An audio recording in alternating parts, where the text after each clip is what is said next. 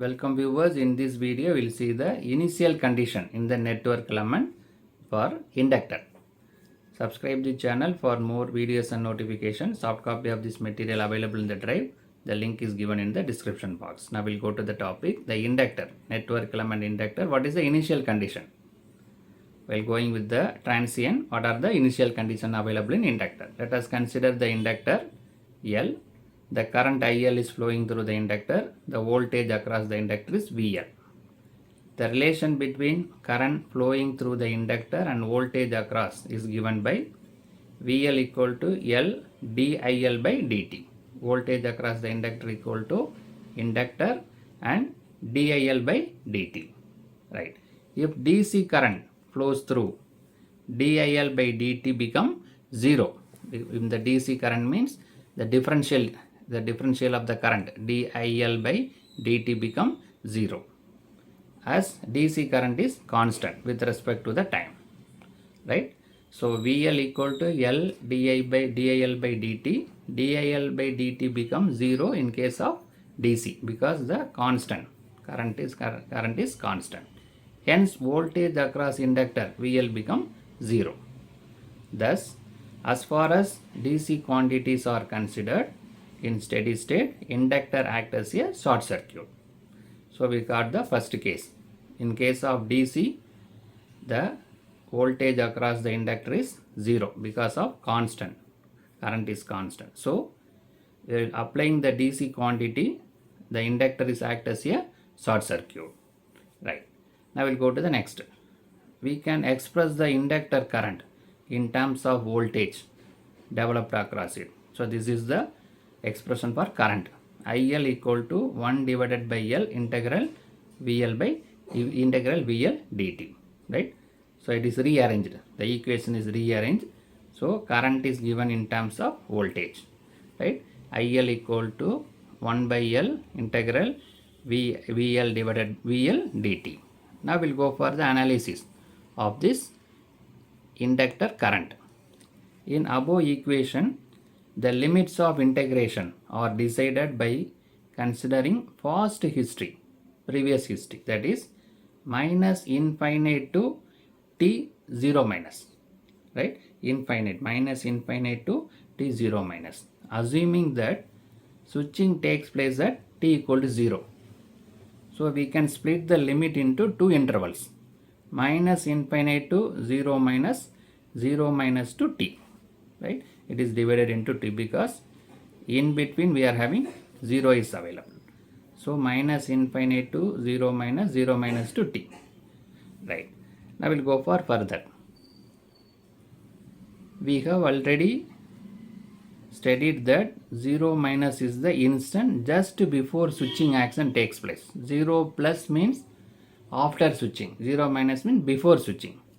So while 0 plus is the instant just after the switching action takes place, right?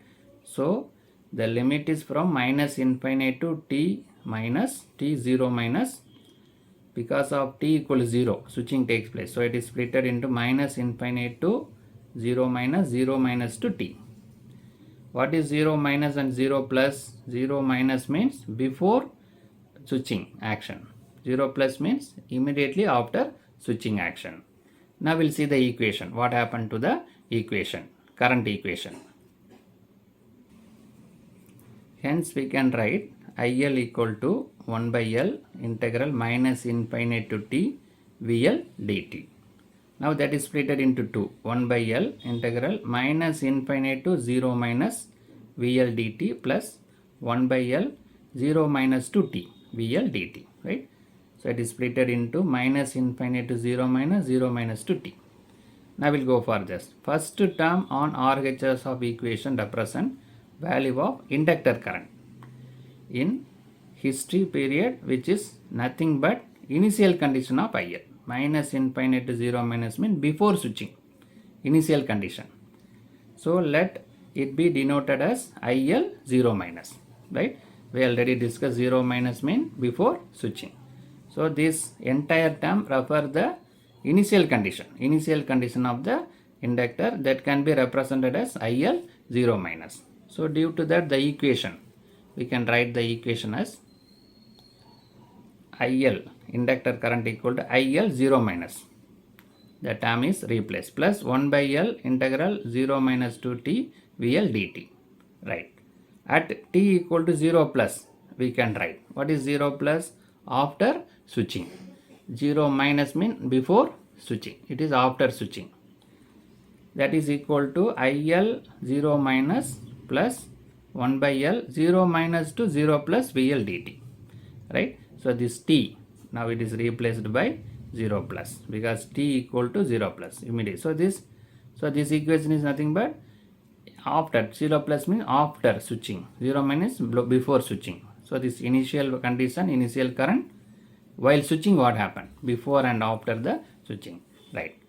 So initially we have assumed that switches act in a 0 time, thus integration from 0 minus to 0 plus is 0.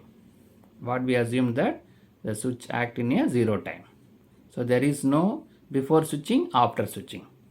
That is, we assumed as 0. Immediately we switched on. So that IL 0 plus equal to IL 0 minus. This time is 0, because we assume that 0 time. Before and after switching 0 time. Thus this time becomes 0. So IL 0 plus equal to IL 0 minus. This is nothing but initial current. This is final current. Both are equal. Initial current and final current is equal. Thus, current through inductor cannot change instantaneously.